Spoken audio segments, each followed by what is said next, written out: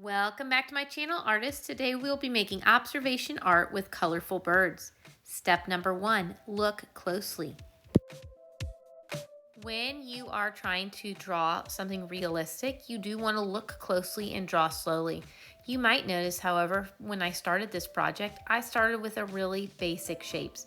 So sometimes it's a little bit difficult to just draw a very detailed shape. So you might want to start, notice here how I have at the top, there's a circle for the head, a larger circle for the body. It's a very large bird. And then like a kind of rectangle shape as a tail and a triangle for the beak. Then I go back in and slowly, of course this video is sped up, but I go back in very slowly looking at the details. I know where to place them and how big they'll be because of my basic shapes that I drew, but the little tiny details I'm drawing slowly and looking carefully. Where are the bumps in the head? Where are the bumps along the back of the body? You might also notice that sometimes those bigger shapes that I drew aren't quite accurate. That's okay. When I draw my basic shapes, I'm going to draw them really lightly so I can erase them.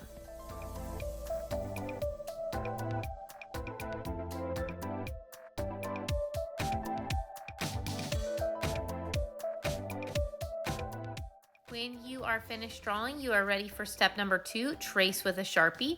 This time you're going to make sure to trace all of the detail lines. Of course, none of those basic kind of funny lines. We're going to erase those later. Just trace your basic line, or I'm sorry, your good detail lines with a Sharpie.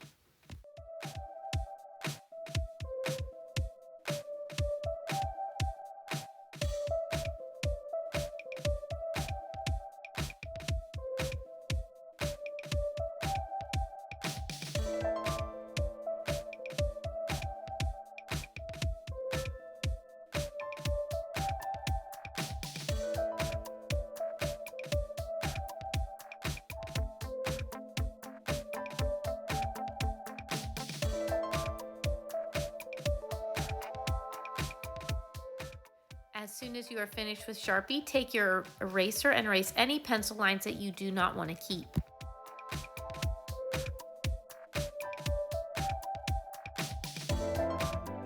As soon as you are done erasing, you are ready for step number 3, add fun details. Make sure to do this neatly. I am doing this with a Sharpie. You might want to try doing it with a pencil instead in case you make mistakes. For this project, I added a hill for my bird to stand on. Of course, you could do something else. And then I'm just adding some fun silly feathers at the top or little circle details in the background.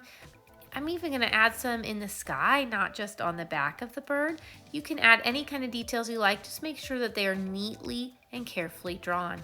Step number 4, mix colors to paint. In the classroom, we have learned how to mix our own colors, and you're going to get to do that. For the sky, I like it to be one single color. If you want to mix a color for the sky, for example, yellow and green to have a yellow-green sky, you can, but make sure the entire sky is that color. It might be easier to just use one big brush and do kind of a normal sky color so that you can have lots of fun when you pick the color for your bird.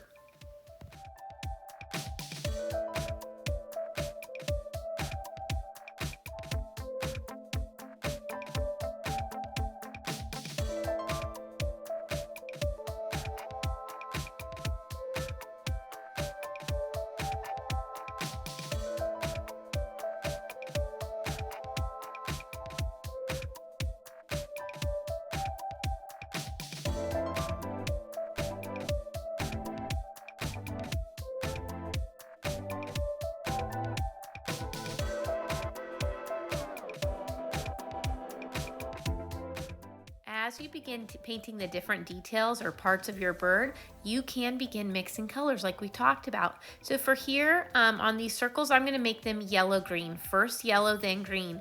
Notice that I am mixing on the paper, not on my paint palette. If you're in the classroom and you mix on the paint palette, you're going to dirty up those colors for other students in your table. That's not really a fair way. So make sure that you are mixing on your palette. And here you can see that I have skipped forward and am pretty close to being finished with my bird.